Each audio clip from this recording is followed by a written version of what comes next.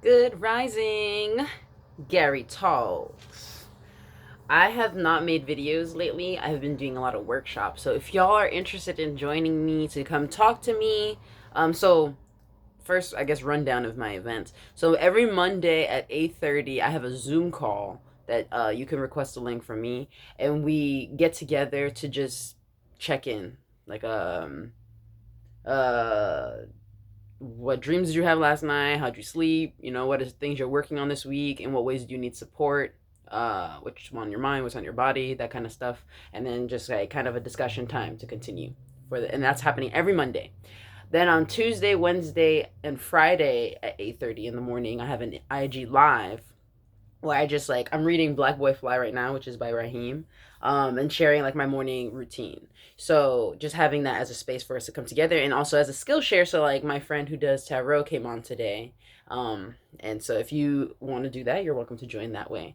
At 1 p.m. and this is all Eastern Standard Time. 1 p.m. Eastern Standard Time, I have a lunch chat. So like that one is also a Zoom call. So the IG live is the one I said right before this. So you need a link for this one, and we just come through, chat about a question or a quote or whatever is on the mind, and just eating lunch together. I've been wanting to just be sharing space with people more, and it's challenging with all of the, with the virus floating around. So like this is the way that I'm trying to go about that. And then I have workshops at 10 pretty much every day, and also in the evening I have two. One at nighttime, so like usually after 6, 7, or 8 is that time one, or the other one is between 2:30 and 3 and 4. But everything is on GariTalks.eventbrite.com. So check that out if there's anything that interests you. I will list out. Oh yeah, let me tell you what the workshops are.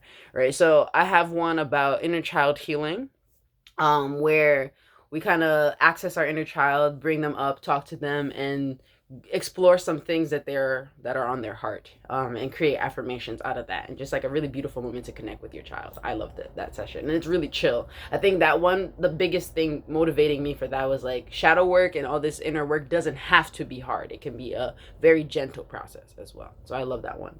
Then there's identifying your stories. So stories are stuff that we kind of like tell ourselves. So love this heart right here. Very fitting.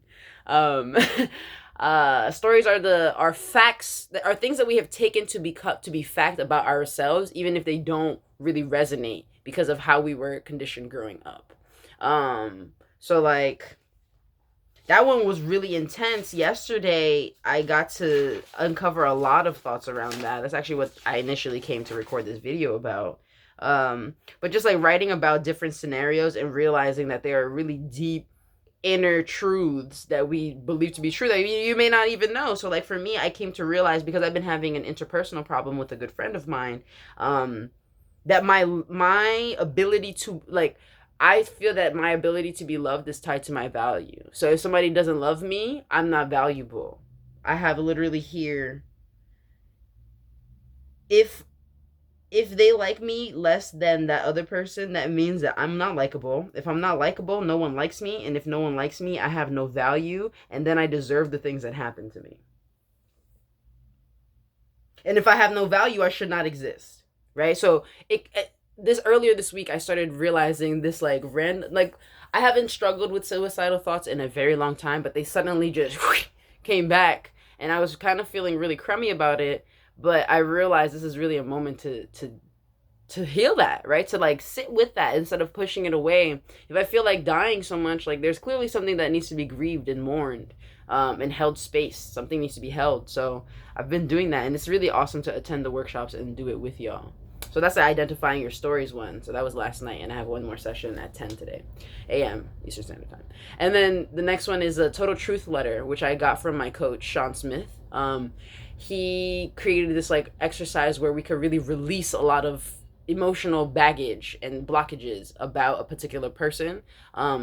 Tends to be caretakers or ourselves, maybe a loved person too, and kind of just airing it all out on each level of emotion. He describes us as having 6 layers of emotion. So if you're interested in that, come through and find out more about that.